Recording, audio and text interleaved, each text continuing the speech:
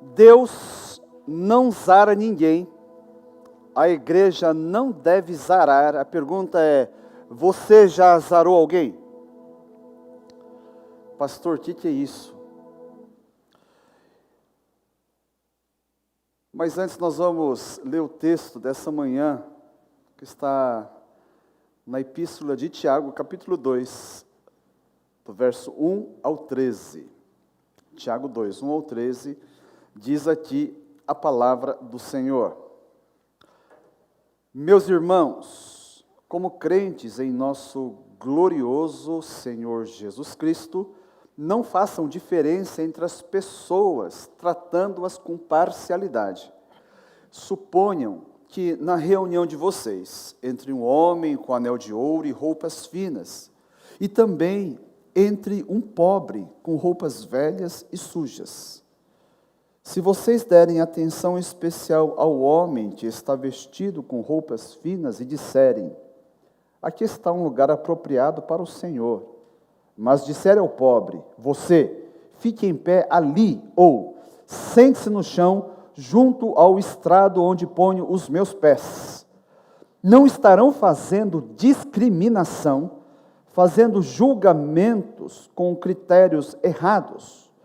Ouçam, meus amados irmãos, não escolheu Deus os que são pobres aos olhos do mundo para serem ricos em fé e herdarem o reino que Ele prometeu aos que o amam? Mas vocês têm desprezado o pobre. Não são ricos os ricos que oprimem vocês? Não são eles os que os arrastam para os tribunais? Não são eles que difamam o bom nome que sobre vocês foi invocado?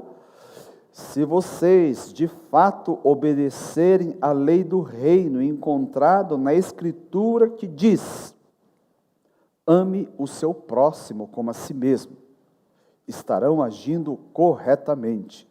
Mas, se tratarem os outros com parcialidade, estarão cometendo pecado e serão condenados pela lei como transgressores.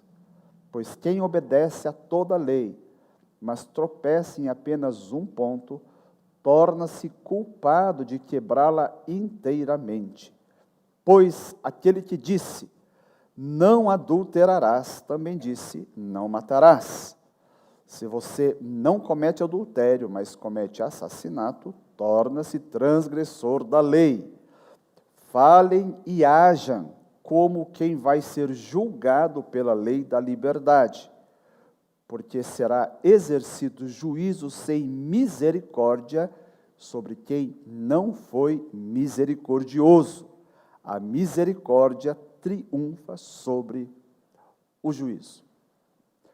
Imagine você, que está sofrendo com frio, que você ganhe uma passagem aérea e vá para o Nordeste, mais especificamente para Fortaleza. E como você ganhou junto com a passagem uma bolada, você vai falar assim: eu vou dar um pulo no shopping.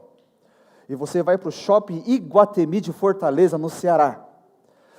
E você está muito assim empolgado, fala assim: hoje eu quero dar uma de madame. Hoje eu quero entrar numa loja chique.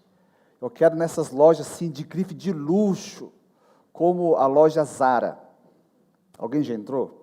Vamos ver se tem gente chique aqui nessa igreja. Muito bem. Então você entra na loja, você começa a andar pelas... Não sei se tem prateleira em loja chique, né? Eu não sei como é que funciona, nunca entrei. Mas você está andando pelos corredores e você ouve um sinal. Aliás, um sinal, você ouve uma frase pelo sistema de som. E a frase é: Zara zerou. Aí você fala: hoje é meu dia de sorte. Além de estar aqui, é dia de promoção. Mas não é promoção, gente. Porque isso aconteceu. Uma delegada chamada Ana Paula Barroso, ela foi nessa loja Zara. Essa semana, se você não viu, a grande mídia veiculou bastante. E andando por essa loja, essa frase saiu: Zara zerou. Sabe o que aconteceu? Ela foi gentilmente convidada a se retirar daquela loja, porque não passava de um código. de um racismo institucionalizado. Quando pessoas pretas ou mal vestidas para o padrão dessa loja de luxo entrava, era anunciado imediatamente. E então aquela pessoa deixava de ser tratada como um cliente e passava a ser tratada como um suspeito. Isso ainda acontece no nosso querido Brasil. Me embrulha o estômago. Porque o preconceito é um jeito da gente avaliar as pessoas através de critérios errados, forjados no inferno. É uma atitude que fere e traz muitos males. Na nossa comunidade aqui, isso faz sentido, viu, a gente falar sobre isso, porque até não muito tempo atrás, no meio Nikkei, a gente tinha a ousadia de chamar qualquer não Nikkei como gaijin. Para quem não sabe, gaijin quer dizer estrangeiro. O japonês no Brasil, chamando o brasileiro de estrangeiro. É um negócio assim, é engraçado para não falar outra coisa, né? Mas graças a Deus entre nós já acabou essa expressão gaijin. Literalmente no kanji é pessoa de fora, né? É sobre essa temática que o texto bíblico de hoje trata. Por quê? Vamos pensar um pouco em tratamento de pessoas. Por que você trata alguém, às vezes, com excessiva deferência? Sabe, coloca ela lá em cima. Algumas possibilidades. Talvez você a enxergue como alguém superior a você. Ou, dependendo do ambiente, você tenha medo dessa pessoa. Ou, o que não é difícil, você tem interesses escusos, segundas intenções. Ou simplesmente porque você ama demais essa pessoa e quer fazer ela sentir importante, pode ser. Vamos ver o contrário. Por que você já desprezou alguém? Ou aqui alguém nunca desprezou o semelhante? A gente despreza quando, por exemplo, a gente se sente superior a ela, tá certo? Ninguém despreza alguém que você considera acima de você. Ou simplesmente você não gosta dessa pessoa. Fala assim, pastor, eu não suporto, eu não gosto de ver nenhum cheiro de corintiano. Para mim tinha que estar tudo na cadeia. Eu sou corintiano. Não fale isso. Ou é orgulho, presunção, maldade. E Tiago, aqui nessa carta, associa esse tipo de atitude à violação de um mandamento da palavra de Deus. Qual é? Versículo 8 e 9. Olha só, eu vou reler esse texto. Presta atenção, hein? É para mim e para você. Se vocês de fato obedecerem à lei do reino encontrado na Escritura, que diz, ame o seu próximo como a si mesmo, estarão agindo corretamente. Mas, presta atenção, se tratarem os outros com parcialidade, estarão cometendo pecado e serão condenados pela lei como transgressores, diz a palavra de Deus. Ah, pastor, essa palavra aqui não é para nós, você pode pensar, né? Para quem Tiago está escrevendo essa carta? Versículo 1. Está escrevendo para quem, gente? Versículo 1. Para os crentes em nosso glorioso Senhor Jesus Cristo. Para crente de verdade, crente gente boa. Então, nós também podemos cair nesse pecado terrível, tá certo? Ou alguém aqui se considera melhor do que os membros da igreja do pastor Tiago? Hã? Jesus, que abriu mão de toda a sua glória, que se esvaziou de uma maneira absurda. Por quê? Porque o Criador na pessoa de Cristo, se torna servo de suas criaturas. Aquele que se humilhou foi constituído Senhor da glória. E Tiago lembra os crentes, então, sobre aquele em que eles creem, aqueles a quem todos esses crentes servem, que Jesus, sendo tão grande, se fez pequeno, para que eu e você, que não somos nada, pudéssemos ser feitos filhos de Deus. Essa é uma realidade. Agora eu pergunto, a consciência dessa realidade, desses fatos, produz o que no seu coração? Qual é a produção dessa verdade no seu coração? Alguns podem dizer maravilhamento, gratidão. Talvez deveria também humildade. Tá? Porque isso transforma a maneira como nós vemos o nosso semelhante, o nosso irmão. Somos nivelados diante dessa verdade. Todos temos igualmente o mesmo valor. Agora, isso é uma frase pronta na boca do crente. Mas é uma verdade no seu coração?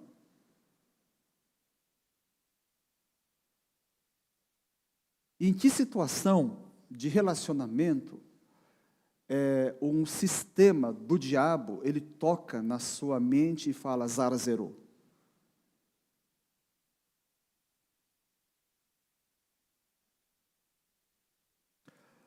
Sabe que o autor dessa carta, nosso irmão Tiago, ele teve essas verdades muito bem elaboradas na própria vida. Por isso ele tem autoridade para tratar desse assunto. E isso transparece na carta. Muito bem. Você cresceu, por um acaso, na sombra de alguém? Alguém que foi muito bom em alguma coisa.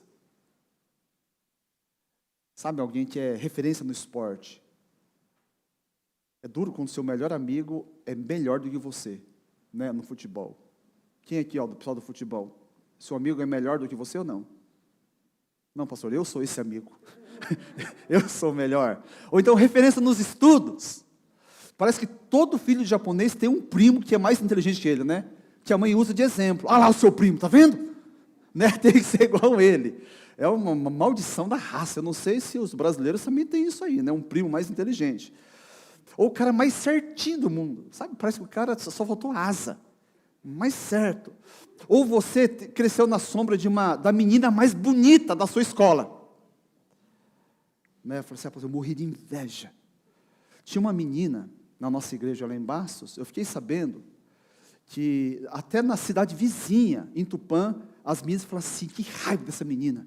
Ela é tão bonita, dá vontade de esfregar a cara dela no asfalto. Gente, olha só, né? Eu vou fazer o casamento dela mês que vem. É tenso. A gente dá risada, gente, mas se você teve, né, ficou na sombra de alguém, não é fácil, né? Vamos falar a verdade? Vamos abrir o confessionário aqui e falar, é verdade, pastor, é difícil. Né, eu não quis esfregar no asfalto, mas alguma coisa parecida, assim, eu já quis. Agora, pensa, mais difícil ainda se essa pessoa for o seu irmão. Porque não dá nem para pensar assim, né? Caramba, é meu irmão de sangue. Porque você sempre vai ser comparado a ele. É um pesadelo, gente. Você ter colado na sua vida alguém que é muito melhor do que você. Pois então, Tiago teve um irmão assim, que era melhor do que ele, não em uma coisa, mas em tudo. Em tudo. Sabe aquele tipo de irmão que não adianta você treinar que nunca vai passar? Aquele impossível de competir? Pois é. Esse irmão do Tiago foi uma referência imbatível. Jamais ele chegaria perto. Sabe qual o nome desse irmão de Tiago? Jesus Cristo de Nazaré. Simplesmente esse. ninguém menos do que Jesus, o Filho de Maria e José, o Salvador do mundo, o soberano do universo, o coautor da criação, aquele diante de quem os próprios anjos se prostram em adoração, o eterno, o caminho, a verdade e a vida. Esse Jesus, a estrela da manhã, o alfa, o ômega, o princípio e o fim, o nosso amado Redentor. E como diz aqui Tiago, o irmão dele, ele fala de Rei da Glória, o glorioso Jesus Cristo. Tiago chama o seu irmão de Senhor. Tiago chama esse irmão, isso depois da morte de Jesus, porque antes ele também não seguia Jesus. Mas ele chama de glorioso Senhor Jesus Cristo. Tiago enxergava, portanto, as pessoas e a si mesmo, a partir dessa realidade que ele conheceu. Por que eu estou falando que Tiago elaborou bem isso aí? Porque ele poderia, no início da carta dele, capítulo 1, que a gente já foi pregado aqui, pelo pastor Mateus, como?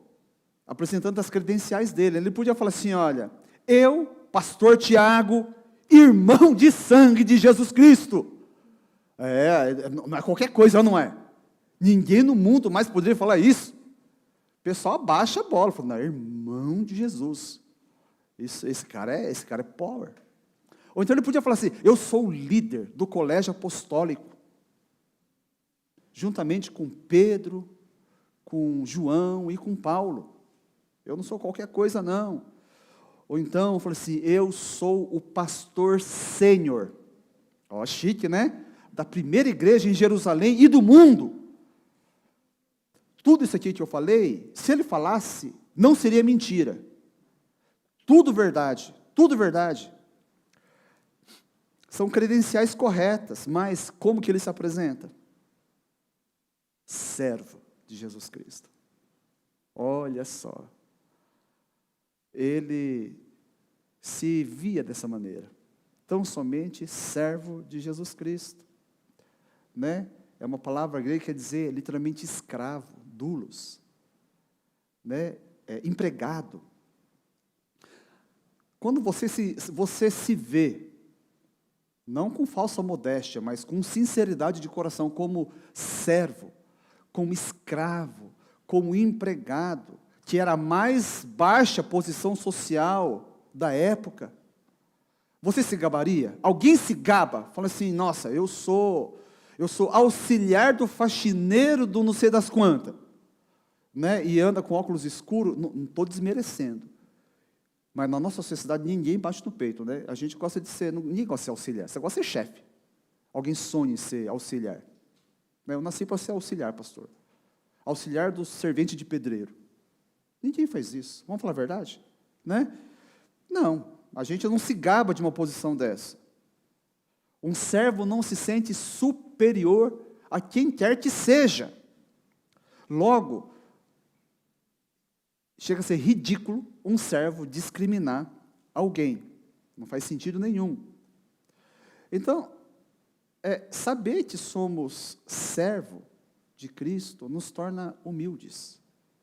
Né? E elimina do nosso coração presunção em relação às outras pessoas.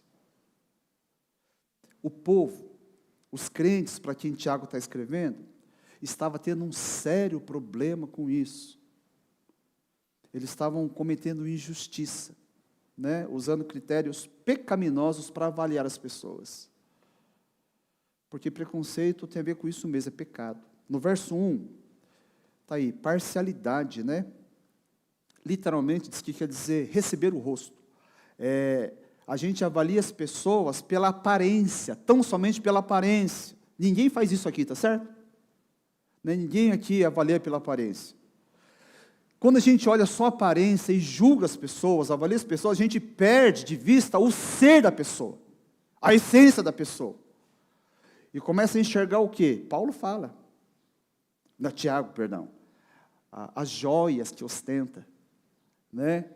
o celular de último tipo, falando, esse cara tem grana, ou então tem uma fatura terrível para pagar no cartão de crédito, né? Vê grife, que marca de roupa a pessoa usa, o carro, né, que ela dirige, a casa em que mora, ou então a identidade funcional, em que empresa ela trabalha. E começa a valorizar a partir daí. A pessoa, eles não estão nem aí, né? É mais o que ela representa, ou o que ela pode me dar em troca. Por isso, gente rica tem dificuldade de confiar nas pessoas. Quantos não se aproximam, né, por interesses secretos? Na verdade, não é tão secreto assim, a gente acaba percebendo. Bom, a gente não, né? Eu nunca fui rico. Né? Os ricos da igreja aqui, percebem ou não? Sim. A Iraci diz que percebe. Né? Muito bem, Iraci. Ótimo. Deus não se impressiona com a aparência. Veja lá, 1 Samuel 16, 7. O profeta Samuel, o homem de Deus, estava se impressionando, estava sendo levado pelas aparências quando estava procurando um rei para Israel. E Deus chama atenção, olha, o profeta Samuel, gente, homem de Deus. E Deus repreende Samuel, olha o que ele diz. O Senhor, contudo, disse a Samuel, Samuel, não considere sua aparência, nem sua altura, pois eu o rejeitei. O Senhor não vê como o homem vê a aparência, mas o Senhor vê o coração. O Senhor vê o coração. Deus não se impressiona. Por isso não faz sentido quando por isso que é bom quando o crente ora no quarto secreto. Porque na igreja a gente é tentado a empolar as palavras, não é? A fazer construções perfeitas, a impressionar as pessoas, mas diante de Deus, quando você está sozinho ali, a gente é a gente mesmo, com todos os nossos traumas, os nossos medos, os nossos pecados. Então porque a gente sabe que não adianta fingir ser o que não é, porque Deus, Ele vê o nosso coração. O problema aqui, gente, chamando um parênteses aqui, né? O problema não é ser rico, viu? Fica tranquilo, tá, Iraci? Não é pecado ser rica. Recebe, isso aí. Alguém mais recebe? O problema está aqui no tratamento que se dava ao rico por ele ser rico. Ame Iraci por ser Iraci, gente, não por causa do dinheiro dela. Faz favor, vamos parar com esse negócio aí. Iraci é gente boa, só conhecer ela mais de perto. O meu xará está dando glória a Deus lá, ele sabe, né, o valor dessa mulher de Deus. Então, porque, olha, agora, existe sim não um desprezo de Deus pelos ricos. Grandes homens na Bíblia foram ricos. Abraão foi rico, Jó foi rico, Davi foi rico, Salomão foi rico. Só que existe um olhar especial de Deus para os pobres. Isso na Bíblia a gente encontra o tempo todo. Aliás, mais do que isso, Jesus se identificava e se identifica ainda hoje de maneira especial com os pobres. Se não, veja Mateus capítulo 25, verso 34, 35 e 36. Então o rei dirá aos que estiverem à sua direita: venham benditos de meu Pai, recebam como herança o reino que foi preparado para vocês desde a criação do mundo. Pois eu tive fome e vocês me deram de comer. Tive sede e vocês me deram de beber. Fui estrangeiro e vocês me acolheram. Necessitei de roupas e vocês me vestiram. Estive enfermo e vocês cuidaram de mim. Estive preso e vocês me visitaram. Alguém ainda duvida de que Jesus se identifica com os pobres? Ele tem tanto uma atenção especial, porque essa atenção os ricos não precisam, concordam? Que ele tem mandado, todas as semanas, pessoas da nossa igreja, antes de vir ao culto a Deus, eles vão dar de comer para Jesus nas ruas.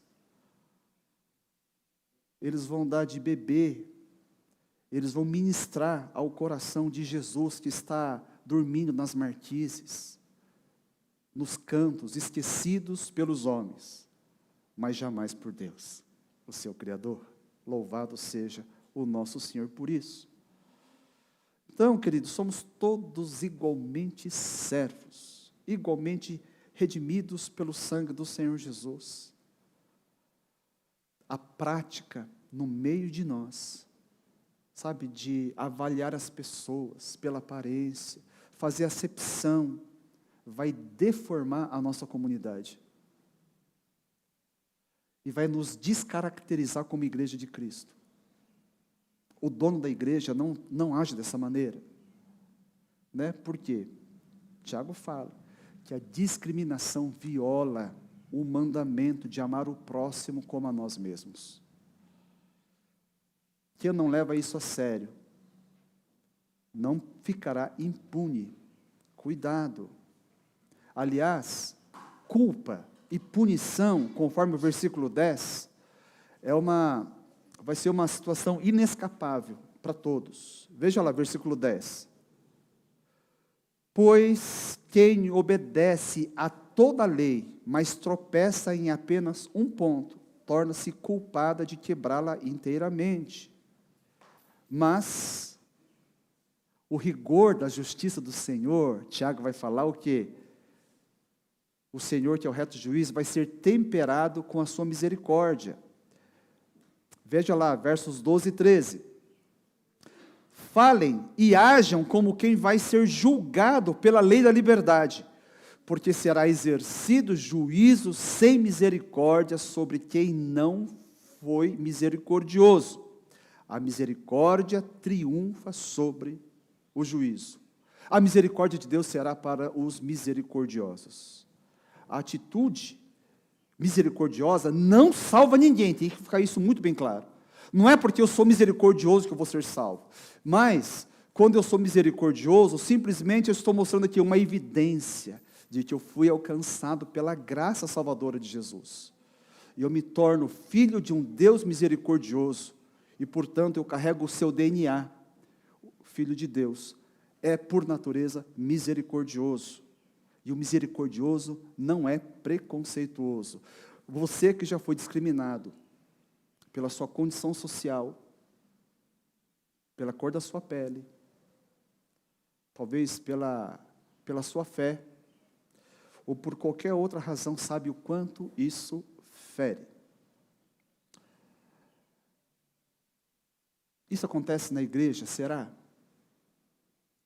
Será que é só em grifes de luxo que a gente tem um olhar contaminado assim?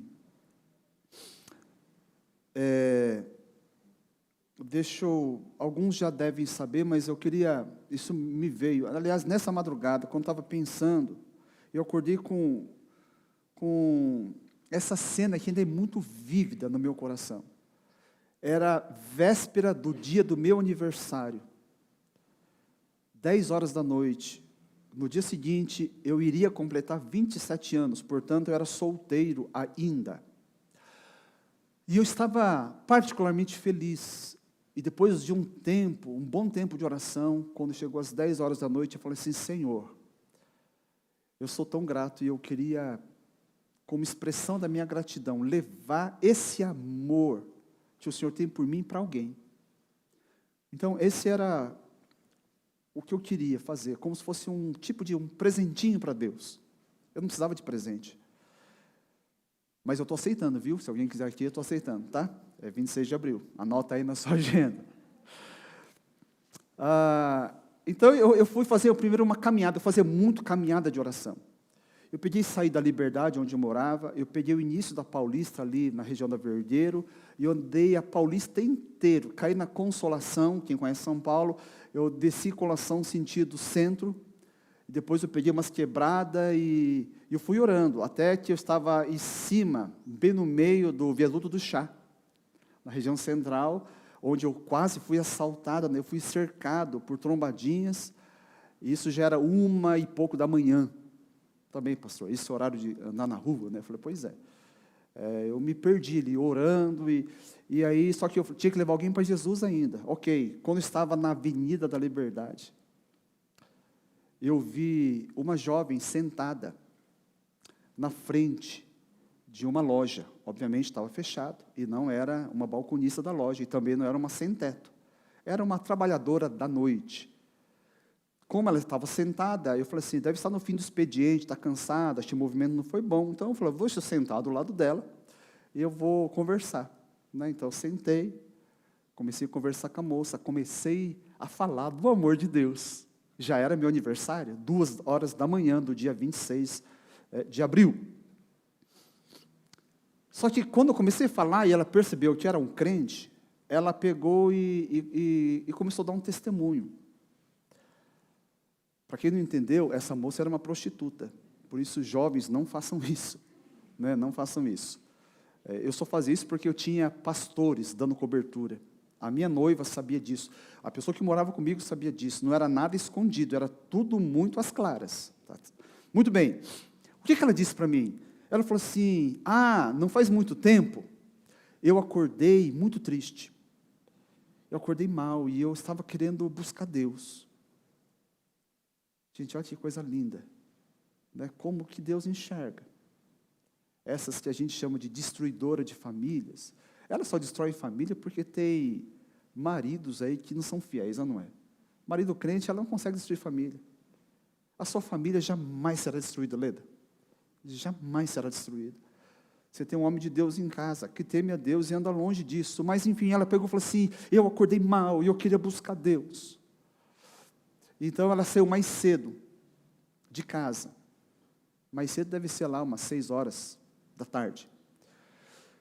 E ela apontou uma igreja famosa, bonita, um prédio muito bonito. E ela falou assim, então eu fui naquela igreja, eu comecei a vibrar. Eu falei, caramba, bom, crente não é, né? Senão não estava trabalhando aqui. Mas alguém conheceu Jesus? Eu não sei, eu fiquei com o ouvido assim atento. E ela falou assim, aí eu entrei naquela igreja. E como ela tinha noção de que ela não estava ok com Deus, ela mesmo resolveu sentar no fundo da igreja.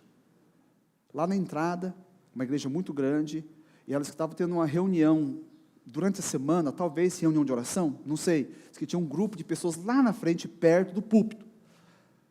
Ela disse que em poucos minutos veio uma senhora simpática, aqui da frente, foi até onde ela estava.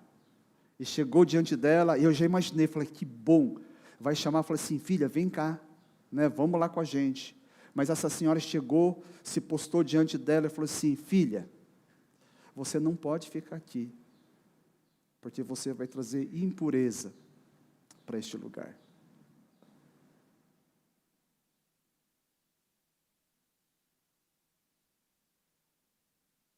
E na hora eu fiquei sem fala. Na hora eu vi um coração ferido. E por que Tiago fala um negócio desse? Porque no nosso tempo, nas nossas igrejas, eu não estou condenando aquela igreja. Aquela igreja é a nossa igreja. Nós somos todos a igreja de Cristo. Eu fiquei triste porque aquela senhora, aquela nossa irmã, não sabia que contaminado estava, era o coração dela. O olhar e a língua dela estava contaminado por um pecado nauseabundo chamado preconceito. Que o mesmo sangue precioso de Jesus Cristo, que redimiu o meu e o seu pecado, seja remédio para o nosso coração preconceituoso. Nos cure dessa perversidade, que seja colírio nos nossos olhos espirituais, para começar a enxergar as pessoas, não pela aparência dela, mas como Deus as enxerga. E também transforme a nossa língua venenosa, muitas vezes, em instrumento, em fonte de graça, e para proclamação do Evangelho. Deus, tenha misericórdia de nós. Nós não podemos arar ninguém. Na igreja Rollins de Suzano, ninguém será azarado jamais. Amém, irmãos? Vamos profetizar isso? Amém ou não? Que as pessoas entrem aqui e sejam amadas. Que entrem aqui e sintam-se vistas por Deus, abraçadas por Deus. Por quem são? Sabe quem são? Objetos do amor de Deus. Jesus Cristo morreu por elas. E nós não somos ninguém para considerá-las menos ou menor. Que o bairro Monte Sião encontre nessa igreja uma igreja amorosa, que as ame. Se essa multidão de pessoas que foram tão feridas e maltratadas lá fora, aqui sejam curadas, em nome de Jesus Cristo. Vamos orar. Pai Santo, Deus bendito, se porventura, até mesmo sem a gente perceber, nós violamos a lei de amar o próximo, olhando de cima para baixo, julgando e avaliando no coração, proferindo palavras que, como essa jovem, foi ferida terrivelmente por aqueles que deveriam ter sido o remédio de Deus. Se nós fizemos isso, nos perdoe. Se possível, Senhor, se agradar a Ti, traga a nossa memória para que a gente possa se arrepender verdadeiramente. Queremos ser, ó Deus, uma comunidade de fé, impregnada do amor de Cristo. Não apenas do amor, mas do olhar de Jesus. Queremos ver as pessoas como o Senhor as vê, como criaturas que precisam ser amadas. Oh, meu Deus, em nome de Jesus, faz desta igreja, faz de nós o seu povo, um povo, Senhor, ó Deus, que consegue se enxergar devidamente como o apóstolo Tiago, nosso irmão, se enxergava. Isso venha transformar o nosso jeito de nos olhar a nós mesmos e também o nosso semelhante. Que ricos e pobres, gente estudada e analfabetos, ó Deus, gente de todas as raças e todas as cores, possam ser vistas como igualmente amáveis, igualmente objetos do amor de Deus e também do nosso amor.